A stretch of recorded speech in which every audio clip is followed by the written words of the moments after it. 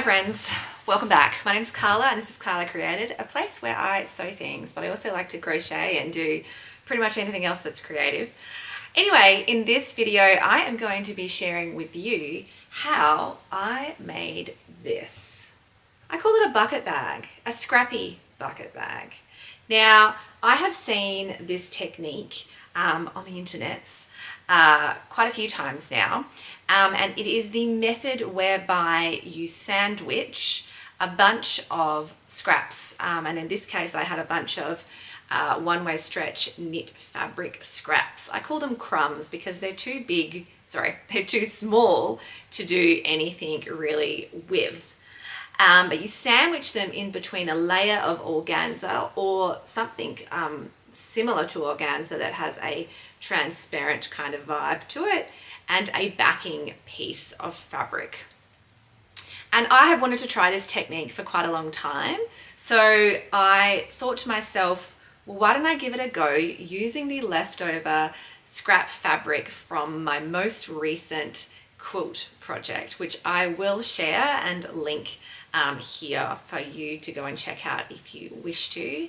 And I thought that it would be a great way for me to pay homage to that particular project, because that project brought me so much joy and it was so fun and satisfying. And I thought, well, how about I use the remaining scraps to make something that I can keep and that matches the scrappy quilt that I made out of this same knit fabric.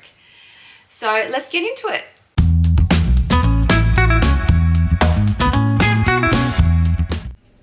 Okay, the first thing you'll need to do is gather your supplies.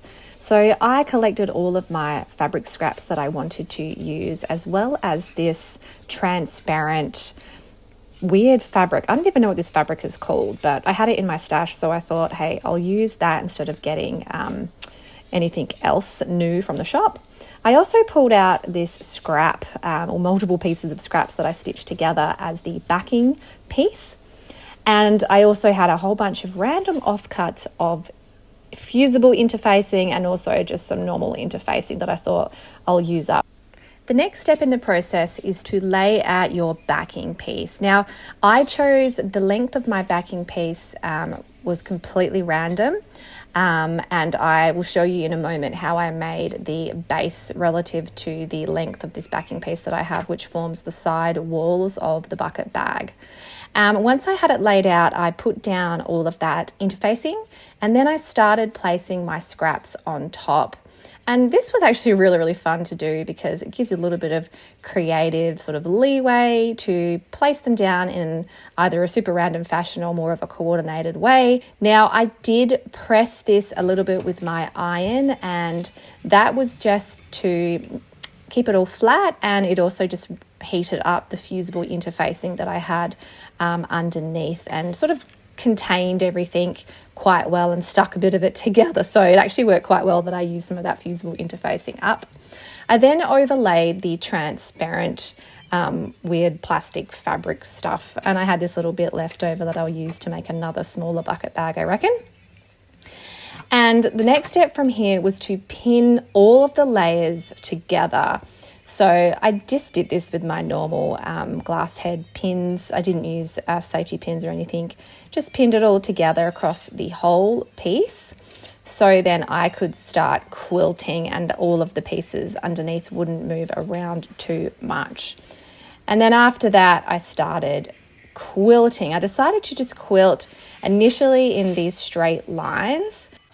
Midway through stitching those straight lines, I decided to add in some diagonal quilting lines as well. And I'm really happy I did because it turned out really cute and added an additional dimension to that top layer. I really wanted everything to stay in place, and I didn't want any of those pieces of scrap within falling sort of down in between that transparent layer and the backing piece. And the quilting method that I used really helped keep it all together really, really nicely. Now I trimmed all the edges down to size so they were all even, and then I measured the length of this piece. The reason why I measured the length of this piece is to calculate the diameter of the circular base of the bag. Now you can use an online calculator to help you do this. Make sure that you deduct your seam allowance, which I did. I had a 1 centimeter seam allowance, and I plugged in the diameter or the circumference, which is the length of the piece, the side walls of the bag, to work out the diameter of the base, which for me was 20 centimeters roughly from side to side. I then cut out 2 circular pieces to that size to form the base, and I quilted these together.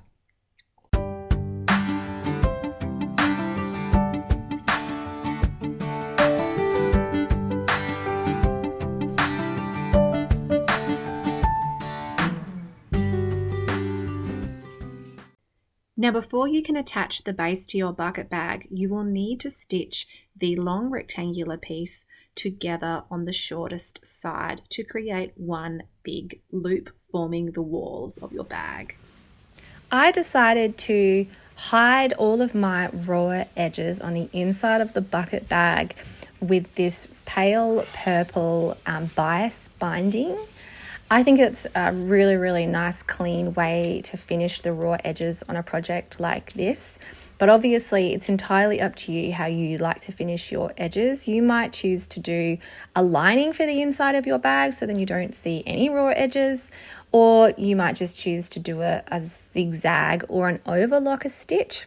I then went through and I just clipped the circular base edges that you can see here, and I started just attaching them or clipping them to the side walls of the bucket bag so they were ready for stitching.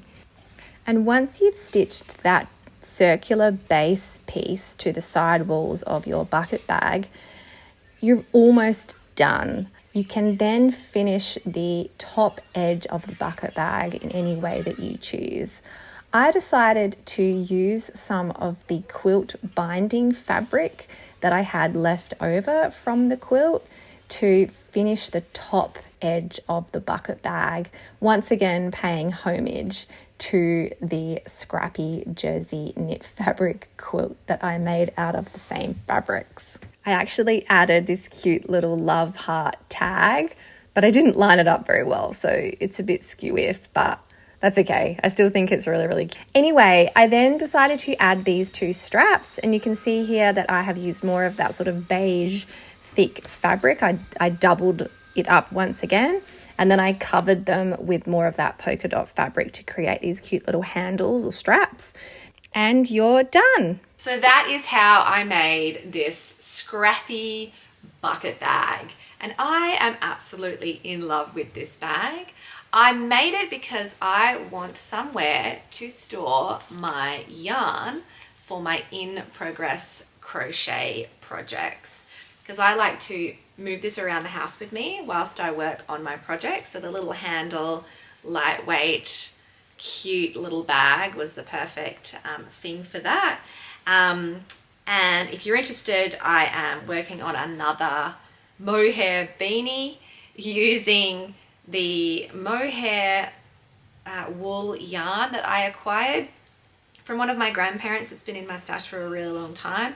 I'm jazzing up the colors by adding in, because I've only got this gray and sort of cream color, so I'm jazzing up the colors by blending in some other cotton and acrylic yarns into the mix, which actually makes it a lot easier to crochet with as well, because mohair yarn can be very hairy and hard to crochet with because it's hard to see. It's really, really fuzzy. So anyway, stay tuned for that project. I might share that on my community page for those of you who are interested. But this is the finished bag. I hope you liked following along and that you do have a go at making a bag like this of your own. If you do, please let me know in the comments, or you can tag me on Instagram, and I'd love to see what you make and whether you follow the same pattern that I did. So anyway, thanks so much for watching. If you like this video, please give it the thumbs up and subscribe to my channel for more videos like this, and we'll see you on the next one. Bye.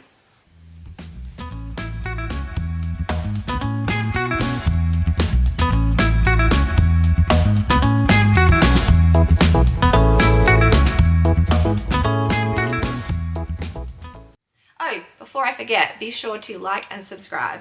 Oh, there's a fly inside. Ah!